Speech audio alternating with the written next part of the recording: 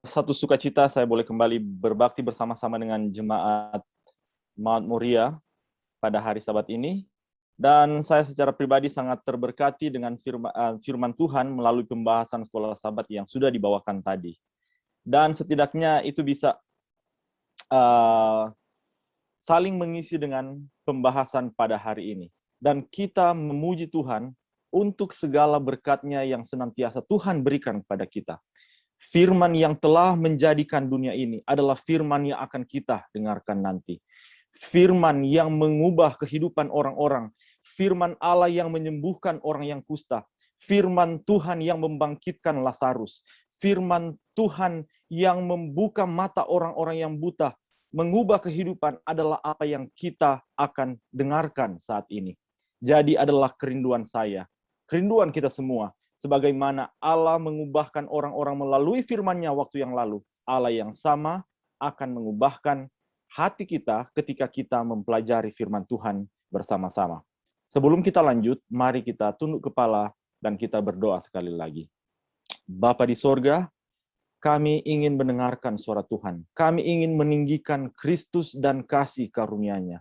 Dan biarlah ketika Dia ditinggikan, kami semua akan ditarik semakin dekat kepadanya. Inilah doa kami ya Bapa. Di dalam nama Yesus kami sudah berdoa. Amin. Judul pembahasan khotbah kita pada saat ini adalah rendahkanlah dirimu.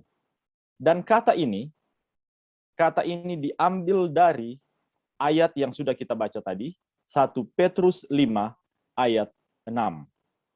Karena itu rendahkanlah dirimu di bawah tangan Tuhan yang kuat, supaya kamu ditinggikannya. Rendahkanlah dirimu di hadapan tangan Tuhan yang kuat, supaya kamu ditinggikannya pada waktunya. Nah, mari kita coba lihat ayat sebelumnya. 1 Petrus 5 ayat 5. Allah menentang orang yang congkak, tetapi mengasihani orang yang rendah hati. Jadi apa maksudnya? Kamu akan ditinggikannya pada waktunya. Kita bisa melihat ada satu paralel di sini. Rendahkanlah dirimu, kamu akan ditinggikan. Orang yang rendah hati itu akan dikasihani oleh Allah, atau dalam bahasa aslinya itu bicara tentang kasih karunia Allah. Seperti yang sudah dijelaskan di pelajaran sekolah Sabat, ini adalah kita akan melihat satu proses yang panjang. Merendahkan hati kita bukan hanya terjadi seketika dan kemudian itu sudah jadi untuk seterusnya, tapi merendahkan diri kita adalah satu hal yang terjadi setiap saat seperti yang nanti akan kita lihat. Nah, mari kita lihat kata lain dari ditinggikan.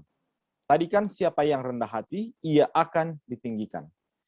Kalau kita lihat di dalam Mazmur 46 ayat 10, kata lain ditinggikan adalah dimuliakan.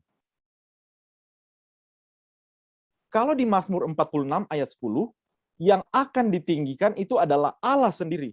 Yang akan dimuliakan di antara bangsa-bangsa adalah Allah sendiri. Tapi di ayat yang tadi, Allah berkata bahwa yang akan ditinggikan itu adalah umat-Nya. Bagaimanakah kita akan melihat hubungan antara kedua hal ini? Allahnya, Allah yang dimuliakan, atau umat-Nya yang dimuliakan? Saya ingin melihat satu cerita pendek dalam Yosua pasal 3 ayat 7. Ini terjadi ketika Musa meninggal, dan kemudian Yosua diberikan tanggung jawab yang luar biasa besarnya. Dan kemudian, beberapa hari sebelumnya Allah berbicara kepada Yosua, dan Allah memberitahukan kepada Yosua bahwa mereka akan menyeberangi sungai Yordan. Dan kemudian ini yang Tuhan katakan, aku akan membesarkan namamu. Aku akan meninggikanmu. Tuhan akan meninggikan Yosua. Melalui mujizat yang terjadi, Tuhan akan meninggikan Yosua. Tapi mari kita baca lebih jauh lagi. Allah ingin meninggikan Yosua, Allah ingin meninggikan orang Israel, supaya semua bangsa tahu bahwa tangan Tuhan itu kuat. Di balik umat-umat Allah yang ditinggikan, di balik umat-umat Allah yang dimuliakan, ada Allah yang dimuliakan, ada Allah yang ditinggikan, ada Allah yang ingin menyatakan kekuasaannya kepada dunia yang ada di sekitar kita melalui umat-umatnya yang dimuliakan, yang ditinggikan. Nah, untuk hal itu terjadi, sebelum Allah meninggikan umat-umatnya, di dalam 1 Petrus 5 ayat 6, mereka itu haruslah merendahkan diri mereka. Jadi saat ini, dalam beberapa waktu ke depan, kita akan melihat bagaimanakah kita harus merendahkan diri kita, dan dengan keadaan tersebut, bagaimana Allah akan menggunakan hal itu untuk meninggikan kita dan untuk memuliakan namanya. Mari kita lihat yang pertama. Proses itu dimulai ketika Allah menunjukkan dirinya kepada kita. Mari kita lihat. Matius 11 ayat 23. Ini berbicara tentang satu kota yang namanya Kapernaum. Kapernaum itu telah ditinggikan sampai ke langit. Kata yang sama yang muncul di ayat yang kita baca tadi. Kapernaum itu ditinggikan sampai ke langit. Bagaimanakah caranya Kapernaum itu ditinggikan sampai ke langit? Itu terjadi ketika terjadi mujizat-mujizat yang luar biasa di Kapernaum.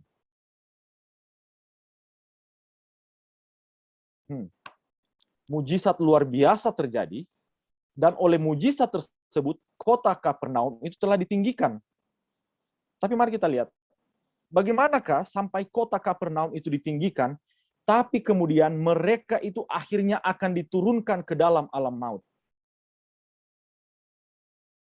Kita lihat Matius 4 ayat 13. Yesus keluar dari Nazaret, dan dia diam. Yesus datang di Kapernaum, dia tinggal di situ. Dan saudara-saudara lihat ayat 15. Waktu Yesus tinggal di kota Kapernaum, maka orang yang ada di dalam kegelapan, mereka melihat terang. Dan bagi mereka telah terbit terang.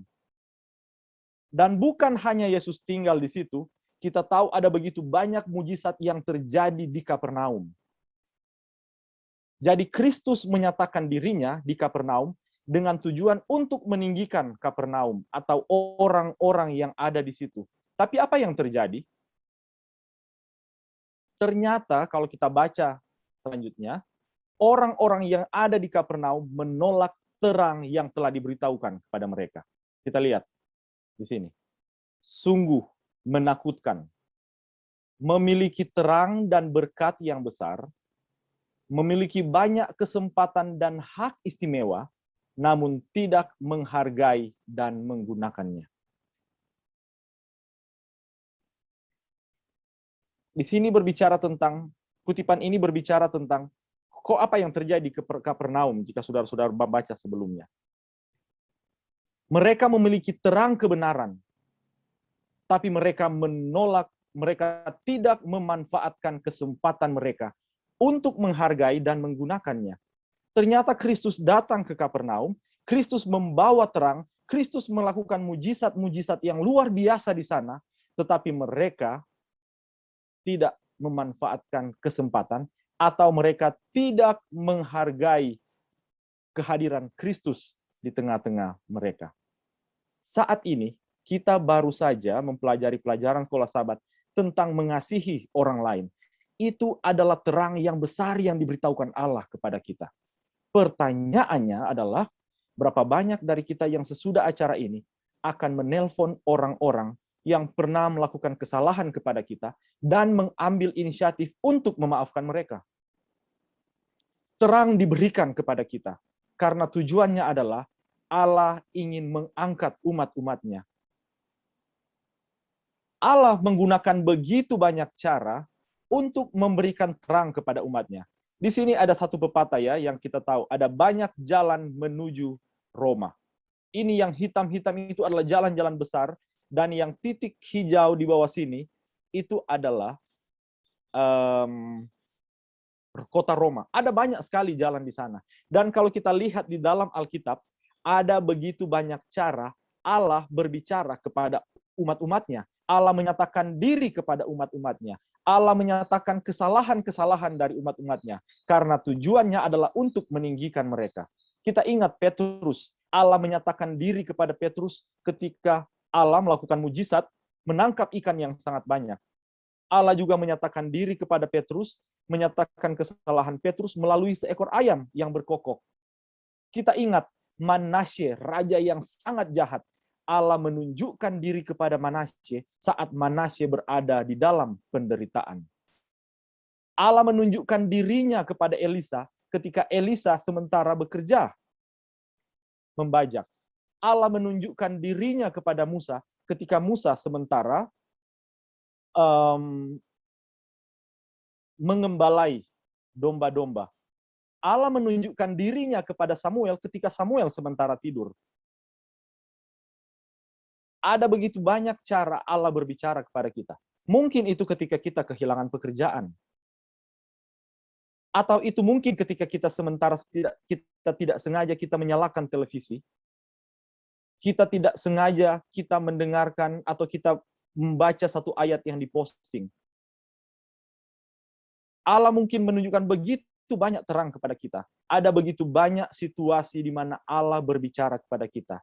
Tetapi yang paling penting Allah berbicara kepada kita. Allah menunjukkan terangnya kepada kita adalah melalui kebenaran. Mengapa? Karena kebenaran, ingat, itu meninggikan derajat bangsa. Dan dari mana kita bisa mengetahui kebenaran? Itu melalui firman Tuhan.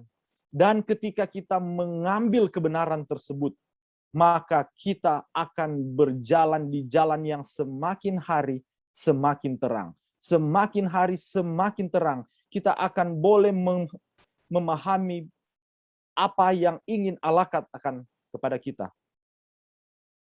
Jadi yang pertama, merendahkan diri adalah menerima terang yang Allah berikan kepada kita. Dan Allah memiliki begitu banyak terang yang Dia ingin beritahukan kepada kita melalui firman-Nya. Bagi mereka yang sementara membesarkan anak-anak, Allah memberikan terang melalui buku tulisan pena inspirasi, Adventist Home dan Child Guidance.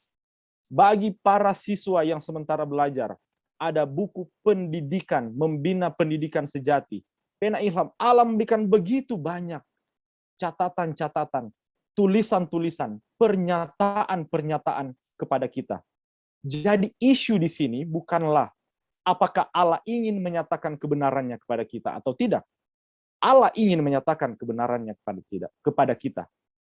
Pertanyaannya adalah apakah kita mau mencari Allah ketika kita diperhadapkan pada situasi yang sulit? Apakah kita mencari Allah ketika kita harus membuat keputusan, bahkan keputusan yang terkecil sekalipun? Saya ingat seorang ibu di Jakarta. Baru pertama kali dia akan pergi ke tempat satu pasar, dan kemudian dia bingung apakah ada tempat parkir karena di situ tempat yang sangat padat. Dan kemudian dia berkata, Tuhan, tunjukkan di mana saya harus memarkir mobil saya. Waktu dia tiba, ada mobil yang keluar dan dia bisa parkir di situ. Mungkin ini hal yang saudara anggap kecil. Mungkin ini hal yang kita anggap kecil. Tetapi Allah rindu untuk mengarahkan langkah-langkah kaki kita. Ingat, Tuhan menetapkan langkah orang benar. Bukan hari, tapi langkah hidup kita. Allah ingin mengarahkan hal tersebut. Dan saudara lihat Yohanes 12 ayat 35. Allah ingin memberikan kita terang supaya kita jangan berjalan di dalam kegelapan. Tapi bukan hanya menunjukkan terang itu kepada kita. Allah ingin kita untuk mempercayai terang tersebut. Pelajaran sekolah Sabat tadi. Apakah pelajaran yang kita pelajari?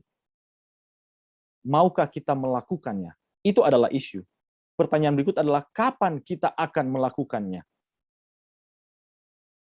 Yang pertama tadi, merendahkan diri itu artinya saya membuka hati saya, kemudian saya merangkul semua terang kebenaran yang diberikan Allah kepada kita. Apakah terang mengenai cara memilih makanan yang sehat, cara menentukan jam tidur yang tepat, cara memilih pasangan hidup, cara memilih hiburan-hiburan yang tepat atau rekreasi yang tepat, cara memilih teman-teman yang tepat, atau hal-hal yang lain. Allah ingin menunjukkannya. Sekarang isu berikut adalah, apakah saya ingin melakukannya? Terang adalah sarana Allah untuk menunjukkan kepada kita satu hal yang Allah ingin berikan, supaya Allah ingin meninggikan kita, tapi masalah berikut, penyerahan adalah isu yang berikut, isu yang lain. Mari kita lihat cerita Maria dan malaikat Gabriel. Ketika dia datang dan memberitahukan kepada Maria bahwa Maria akan mengandung seorang anak laki-laki. Dan kemudian dia akan diberikan nama Yesus karena dialah yang akan menyelamatkan umatnya dari dosa mereka. Saya tidak tahu latar belakang Maria, tapi yang muncul di dalam pikiran saya adalah, Maria gimana Maria? Kalau kamu misalnya sementara kuliah, atau berencana untuk kuliah, kemudian Tuhan datang dan berkata kamu akan mengandung. Apakah Maria mau kehilangan kesempatan untuk berkuliah? Atau terus nanti kalau kuliah, gimana orang bilang? Orang tanya nanti, Maria, kamu belum menikah kok perutnya udah gede kayak gitu. Maria, nanti kamu mau kerja gimana? Kalau kamu mengikuti rencana Tuhan, nanti kamu bisa berhenti dong kerja kamu.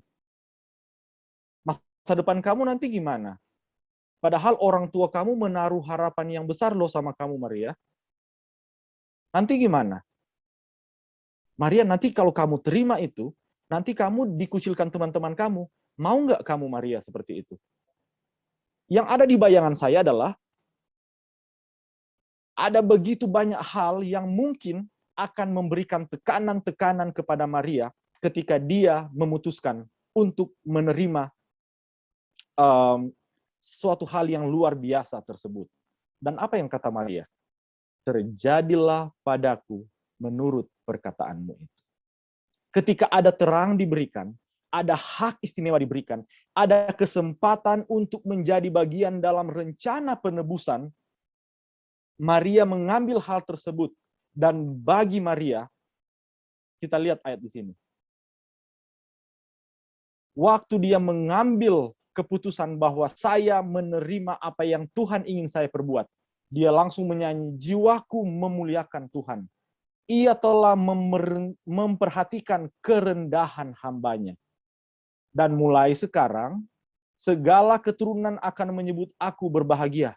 Maria, nanti kan orang nanti bilang, apa kamu? Kamu itu hamil di luar nikah. Mau nggak kamu dihukum dengan hukum orang-orang Yahudi? Maria tidak memusingkan hal tersebut. Menjadi bagian dari rencana besar Allah, bagi dia itu adalah satu kehormatan yang luar biasa. Itu lebih berharga di mata Maria dibandingkan memikirkan hal-hal yang tidak menyenangkan yang mungkin hanya bersifat sementara. Maria lebih memilih menjadi bagian dari rencana Allah, mengambil kebenaran yang sudah Allah beritahukan kepadanya, daripada menolak kebenaran tersebut, dan kemudian tetap berada pada lingkungan yang ada, tetap menjadi bagian-bagian dari mungkin rencana-rencananya yang sudah dia rancang dengan sebaik mungkin, atau bagian dari sahabat-sahabat yang memang menjadi bagian dari sejak masa kecilnya. Bagi Maria, Maria rela untuk menguburkan mimpi-mimpinya yang baik, mimpi-mimpinya yang indah, masa depan yang sudah dia rancang, untuk sesuatu yang jauh lebih besar, jauh lebih mulia, yang akan berbicara sampai pada kekekalan. Dan ketika Maria memilih untuk mengikuti apa yang Tuhan katakan, maka perasaan berbahagia itu mengikuti hal tersebut. Ada terkadang begitu banyak hal, saya ketika membuat keputusan, terkadang lebih kepada nanti gimana ya, perasaan takut untuk menghadapi tekanan itu kadang lebih mendominasi daripada bertanya kepada Tuhan, Tuhan, apa hal yang benar yang harus saya lakukan? Maria menunjukkan kepada saya saat ini bahwa memilih keputusan harus dibuat berdasarkan apa yang benar, bukan berdasarkan apa kata orang nanti. Perasaan berbahagia itu akan mengikuti ketika kita mengikuti kehendak Allah. Mazmur 119 ayat 165, besarlah ketentraman orang yang melakukan Taurat-Mu.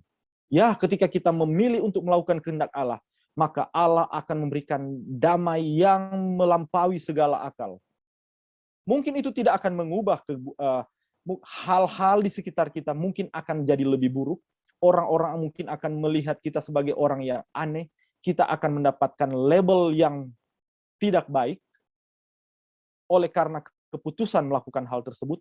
Atau mungkin ketika kita memutuskan untuk mengikut kebenaran, kita akan kehilangan pekerjaan. Tetapi Allah akan bertanggung jawab untuk segala sesuatu yang terjadi kepada kita oleh sebab kita memilih kebenaran.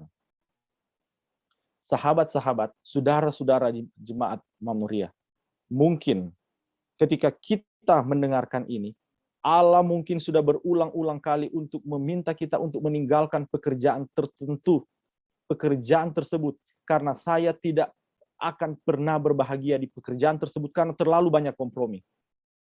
Dan saat ini, sesudah ini, mungkin kita akan membuat keputusan besar, yaitu mengganti pekerjaan kita. Atau mungkin ini adalah saat ketika kita, ternyata saya harus mengganti sekolah untuk anak saya. Pindah ke sekolah yang baru. Atau mungkin ini adalah panggilan untuk berhenti dari bisnis ini, karena Allah ingin memberikan kita satu bisnis, satu urusan yang jauh lebih besar, yang tidak akan pernah terjadi ketika kita masih sementara ada hubungan bisnis dengan rekan sejawat kita. Allah ingin meninggikan kita dengan cara mengubah mengubah rencana-rencana yang sudah kita susun untuk rencana yang jauh lebih baik di mata Tuhan. Dan itu yang terjadi. Ini akan terjadi ketika kita menyerahkan hati kita, baik Tuhan, saya akan melakukan apa yang Tuhan ingin saya lakukan. Saudara lihat di sini, peperangan melawan diri sendiri adalah pertempuran terbesar yang pernah dilakukan.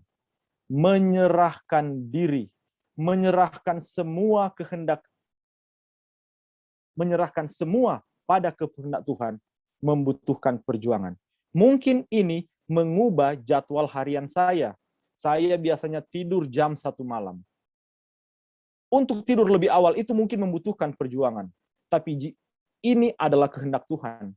Atau mungkin pekabaran hari ini akan memanggil kita untuk mengubah diet kita.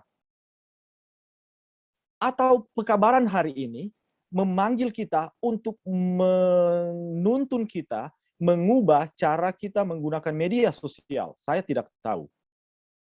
Saya percaya Allah akan berbicara kepada masing-masing kita. Atau mungkin ini panggilan kita untuk melepaskan ikatan-ikatan sosial yang sebelumnya sudah ada, tetapi tidak membawa kita lebih dekat kepada Tuhan. Ini membutuhkan perjuangan, tetapi jiwa harus tunduk kepada Tuhan sebelum itu dapat diperbaharui dalam kekudusan.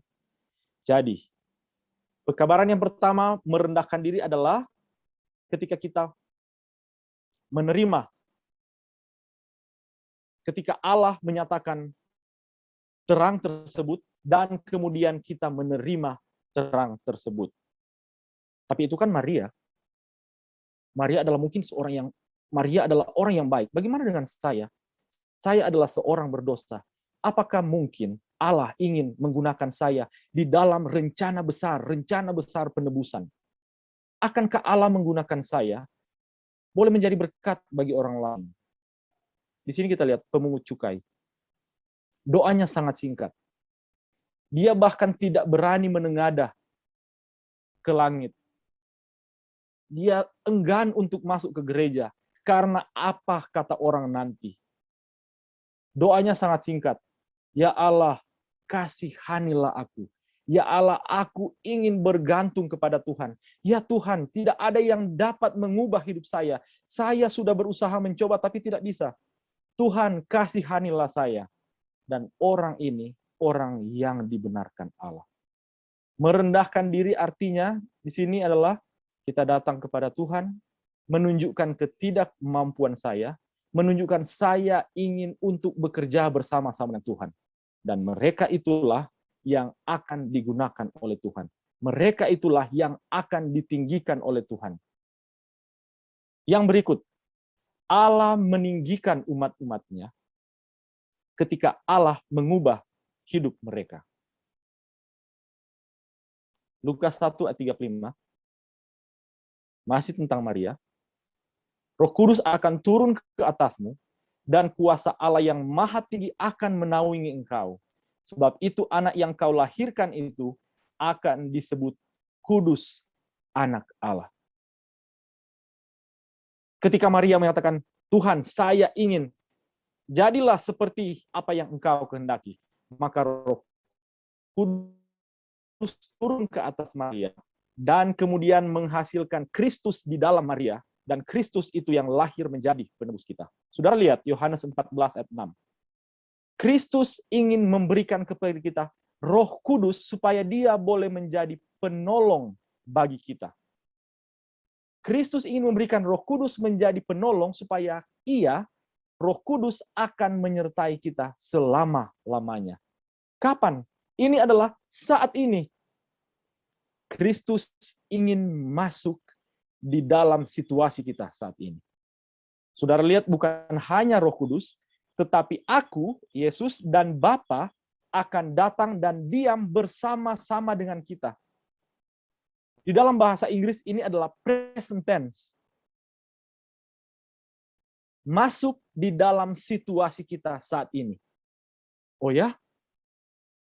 Saya yang penuh dengan dosa ini, ya, Kristus ingin menjadi bagian di dalam hidup kita saat ini. Ia ingin melepaskan kita, supaya ia boleh meninggikan kita, ia boleh mengubahkan hidup kita, sehingga melalui kehidupan yang diubahkan, Allah akan dimuliakan. Allah ingin menjadi bagian kita sebagai seorang manajer jika kita kerja di kantor. Jika kita memiliki orang bawahan-bawahan yang banyak, kita adalah seorang majikan. Allah ingin masuk di dalam situasi kita supaya Kristus boleh menjadi majikan bagi mereka melalui hidup kita. Jika saya adalah seorang ayah, Kristus ingin tinggal bersama-sama kita. Dia ingin memberikan kepada saya Roh Suci supaya melalui saya Kristus ingin menjadi ayah atau ibu bagi anak-anak saya.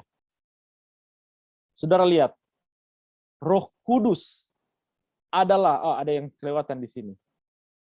Oh ya, benar. Roh Kudus adalah yang tertinggi dari semua karunia yang dapat dia minta dari Bapa untuk pemuliaan, peninggian, pengagungan umatnya. Kenapa? Karena melalui Roh Kudus ada kuasa ilahi yang diberikan kepada kita, menolong kita untuk mengatasi semua kecenderungan turun-temurun dan dibudayakan untuk jahat, sehingga tabiat Tuhan akan dibawa di dalam diri saya dan saudara. Pertama, Allah menunjukkan kepada kita terang. Dan jika kita menyerahkan diri kita, Tuhan, saya ingin untuk melakukannya, maka Allah akan memberikan kita Roh Kudus, memberikan kita kuasa, menyanggupkan kita untuk melakukan apa yang Tuhan tunjukkan kepada kita.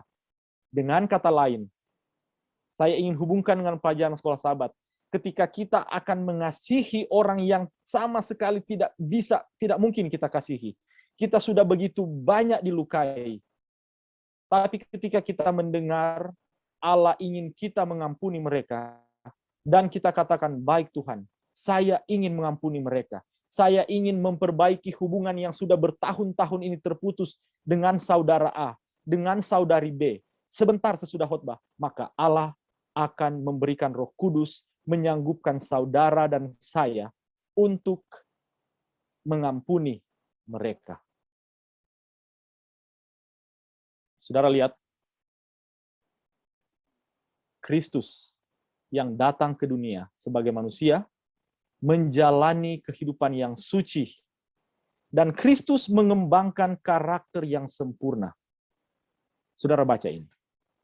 Ini kehidupan yang suci, kehidupan yang sempurna, berani untuk berdiri seorang diri walaupun kita akan dijauhi sahabat-sahabat kita. Berani untuk hidup seperti Yesus. Ini adalah hadiah gratis untuk semua yang akan menerimanya. Saya ingat, kadang anak saya sendiri datang, "Papa, saya sudah mencoba untuk buat ini. Saya mencoba ini, tapi selalu gagal." Dan saya katakan padanya, "Tahu enggak, waktu papa kecil, waktu oma kalian marahin papa karena papa itu buat satu kesalahan yang sangat besar, papa bilang gini ke oma, 'Mama, Elvis itu udah berdoa, udah berusaha, coba tapi kok tetap seperti ini.' Apakah mungkin kita mengalami hal yang sama?" Saudara lihat, kehidupan sempurna, kehidupan seperti Kristus adalah satu pemberian yang diberikan oleh Kristus. Kalau kita baca di dalam buku Kerinduan Segala Zaman, ketika Kristus dan murid-muridnya, dan Kristus berkata, "Tinggallah di dalam aku." Kristus berkata, Kristus tidak meminta kita untuk menghasilkan suatu kehidupan yang luar biasa. Kristus meminta kita untuk senantiasa terhubung dengan Dia. Karena Kristuslah yang akan menghasilkan kehidupan itu dari saya dan saudara. Melalui Roh Suci yang diberikan ke dalam diri umatnya, Roh Suci itu akan membawa kehidupan Kristus dihasilkan di dalam hidup kita. Sehingga dikatakan itu berhenti untuk mencoba, tetapi mulai untuk tetap terhubung dengan Tuhan.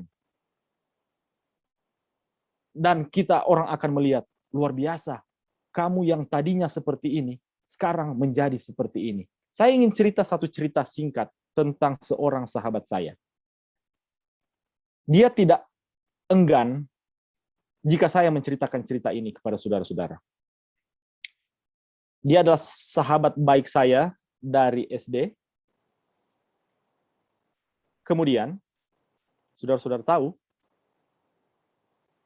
dia menjalani satu kehidupan yang kelam. Ayah dan ibunya adalah pegawai mission. Kemudian dia masuk ke dunia hitam. Saya tidak akan menyebutkan perbuatan-perbuatan itu karena waktu saya mendengar yang dia katakan, pikiran saya, sudah sejauh itu kah? Sampai satu saat, dia begitu dibenci oleh banyak orang.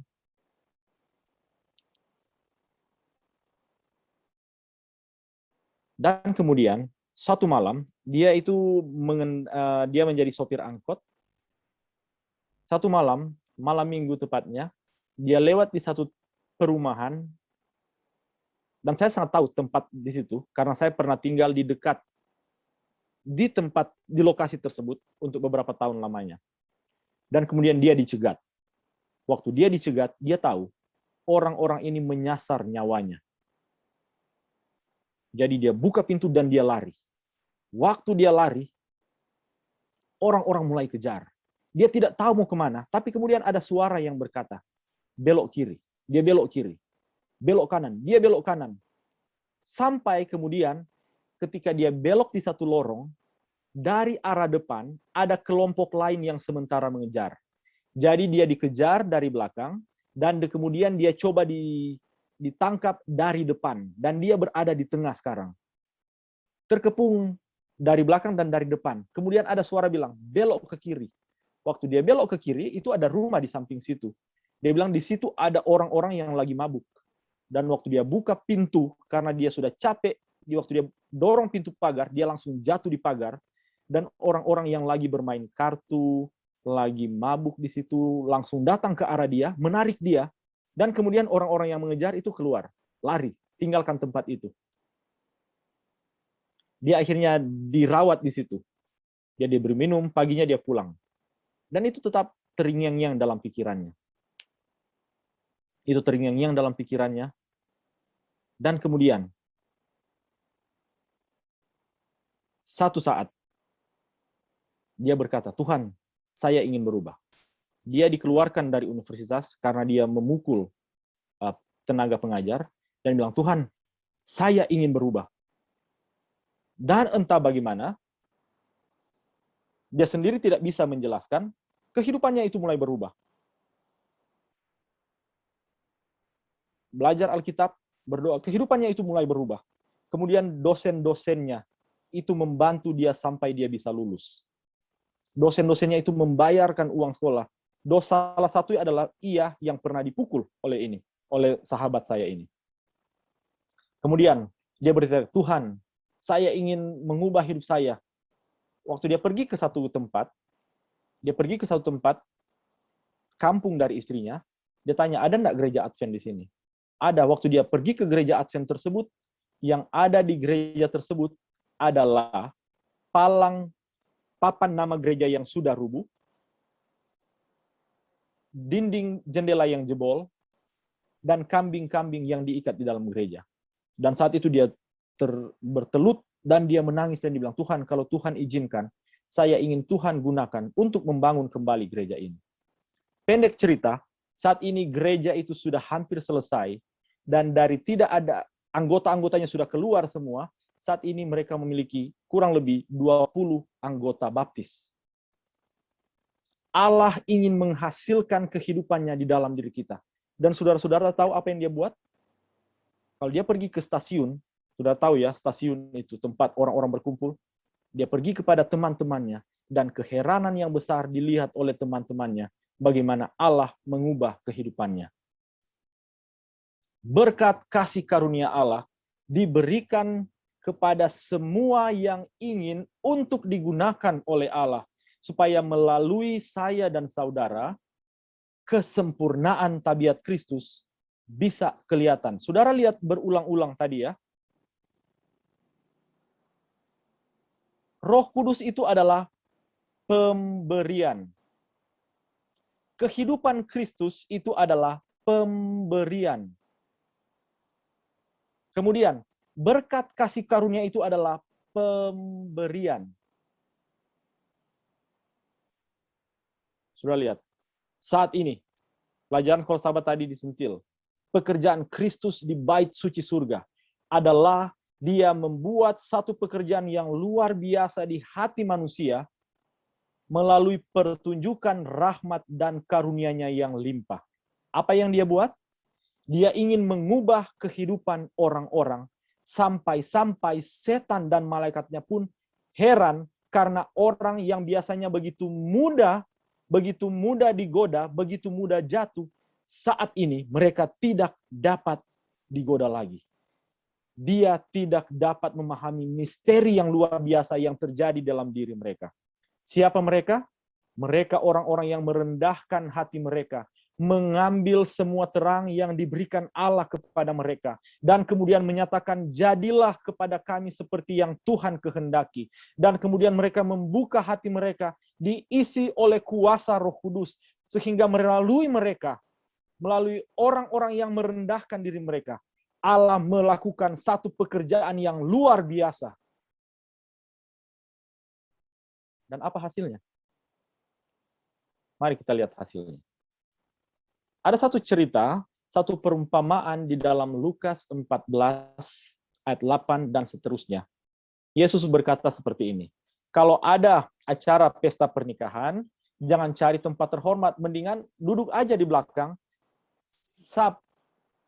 Mungkin tuan rumah yang berhajatan akan datang dan memanggil kamu, sahabat, duduk di depan. Demikianlah engkau akan dihormati.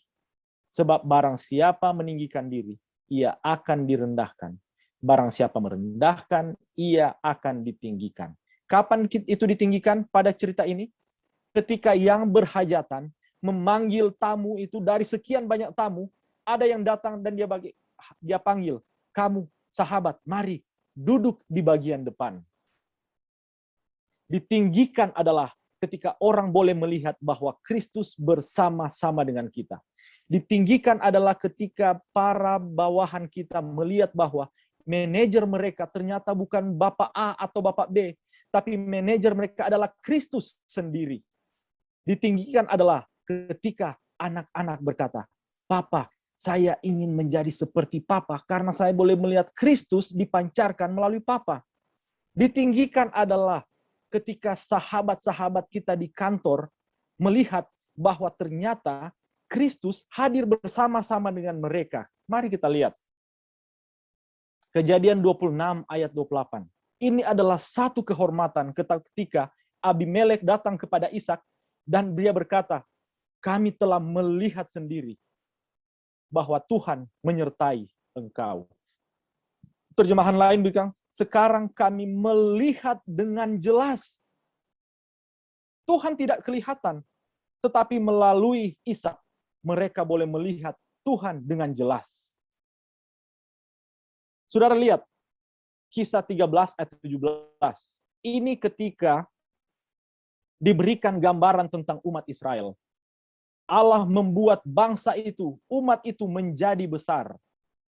Allah telah meninggikan bangsa itu ketika dia memimpin mereka keluar dari dalamnya. Saudara, mari kita kembali ke cerita di dalam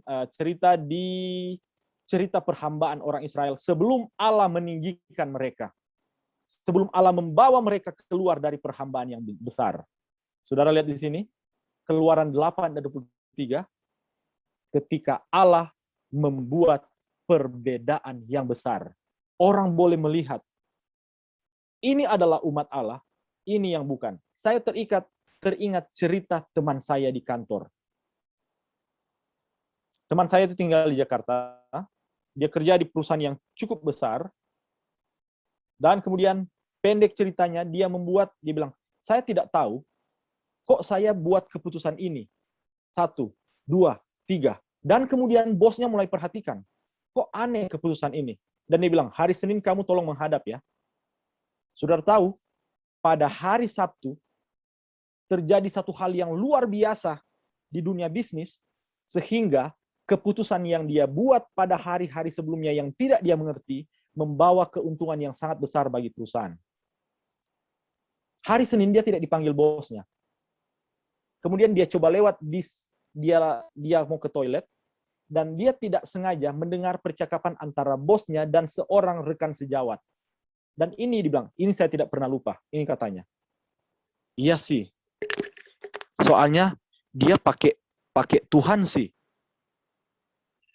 Allah masih mengadakan perbedaan di antara umat-umatnya yang mau merendahkan dirinya dan digunakan oleh Allah. Allah ingin mengadakan perbedaan di dunia pekerjaan kita. Allah ingin mengadakan perbedaan yang besar di grup WA di mana kita berada melalui kehadiran kita. Allah ingin mengadakan satu perbedaan yang besar di kompleks tempat rumah di mana kita berada, supaya melalui keberadaan kita di sana, orang-orang boleh melihat bahwa ada Allah yang besar, ada Allah yang sanggup mengadakan perbedaan di antara umat-umatnya. Dan saudara lihat, Yohanes 3, 14, 15, hasilnya adalah, bagaimanakah anak manusia itu ditinggikan? Kita tahu ceritanya. Anak manusia ditinggikan ketika dia disalibkan. Anak manusia itu ditinggikan ketika dia disalibkan. Sudah lihat? Dari segala pemberian yang dapat diberikan surga kepada manusia, persekutuan dengan Kristus di dalam penderitaannya adalah suatu kepercayaan yang paling penting dan kehormatan yang paling tinggi.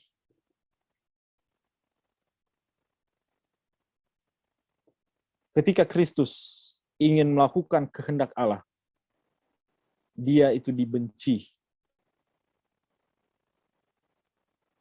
Ketika kita memilih untuk melakukan apa yang benar, dan kita kehilangan begitu banyak hal yang kita anggap baik, kita mendapat kehormatan untuk mengalami pengalaman dari Kristus. Mungkin saat ini kita sementara bertanya ketika kita dalam keadaan sakit yang luar biasa parahnya.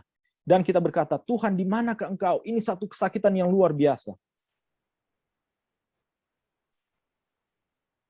Satu pandangan yang lain adalah penderitaan yang kita rasakan. Itu adalah kita boleh merasakan sedikit tentang penderitaan yang Kristus pernah rasakan. Ingat cerita Ayub. Ayub menderita luar biasa dan kemudian pada ujungnya dia boleh melihat, wah, ini luar biasa. Saya beroleh kepercayaan untuk merasakan apa yang Kristus akan rasakan. Mungkin saat ini kita berada pada satu keadaan yang tidak ada hal-hal yang susah. Tapi ingat, satu kali kelak umat Allah akan melalui satu masa kesulitan yang sangat besar. Dan itu adalah satu kehormatan karena kita boleh merasakan penderitaan yang Kristus rasakan. Karena pada penderitaan Kristus itulah Kristus dimuliakan. Jadi, apakah upahnya? Mereka yang dalam kekuatan Kristus mengalahkan musuh besar Tuhan dan manusia akan menempati posisi di pelataran surga di atas malaikat-malaikat yang tidak pernah jatuh. Satu kali kelak, Allah akan mengangkat umat-umatnya, membawa mereka duduk bersama-sama dengan Tuhan di dalam kerajaan surga. Saudara lihat, umat-umat Allah yang menerima terang tersebut, merendahkan diri mereka. Tuhan, saya ingin menerima terang yang Tuhan berikan. Setiap hari ketika Tuhan menunjukkan terang kepada saya akan terima. Saya akan lakukan sekarang, bukan nanti minggu depan, bukan nanti bulan depan, bukan nanti tahun depan. Saat ketika Tuhan menyatakan, saya akan buat. Mereka akan dipenuhi dengan Roh Suci. Dan kemudian Allah akan memuliakan mereka. Dan kemudian mereka akan melewati satu kesusahan yang besar.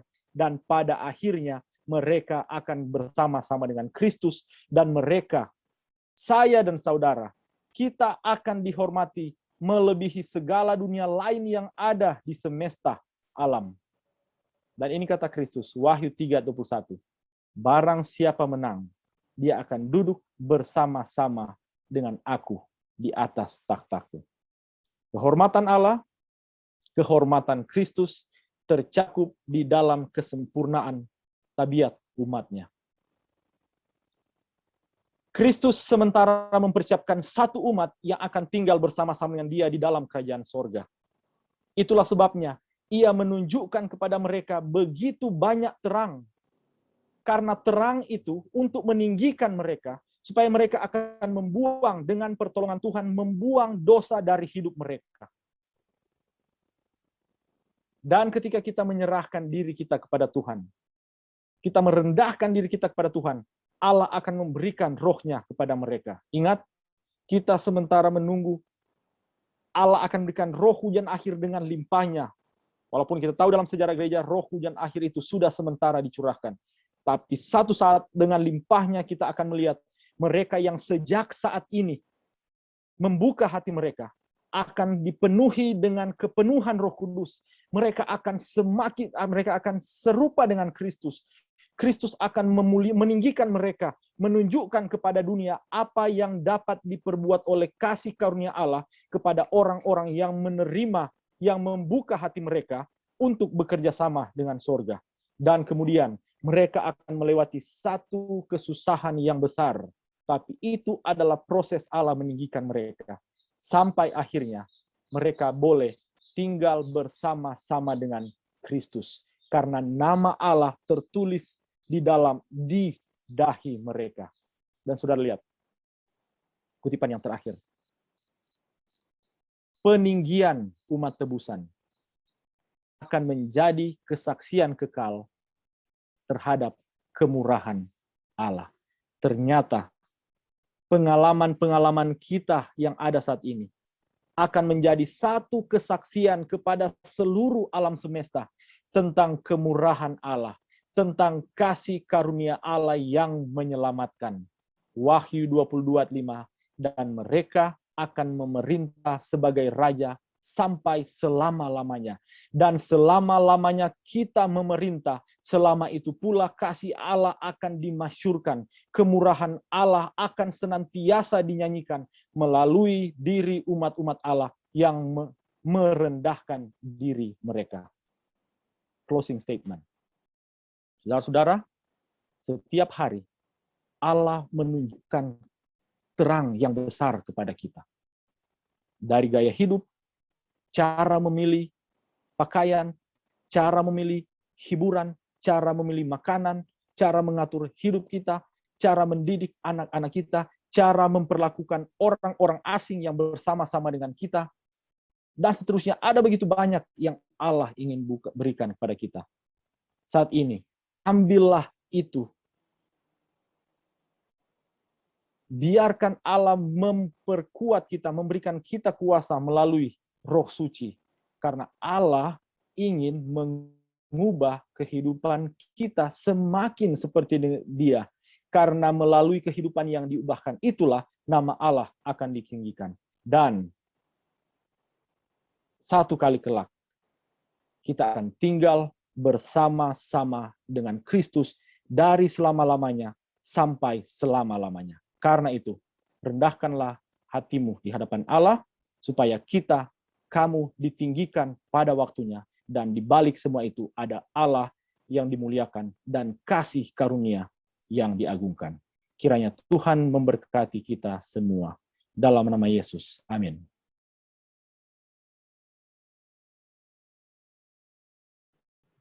Terima kasih untuk firman yang sudah dibawakan Bapak Elvis. Biarlah kita mau merendahkan hati dan diri kita di hadapan Tuhan, menerima untuk diubahkan oleh Tuhan sesuai dengan kehendak-Nya, dan mempersiapkan diri kita untuk digunakan dalam pekerjaan Tuhan sampai kedatangan yang kedua kali. Untuk mengaminkan pelajaran yang dibawakan pada hari Sabat ini, kita bangkit berdiri dan kita nyanyikan lagu Sion edisi lengkap nomor 371, Aku Kelak Pandang Raja Surga.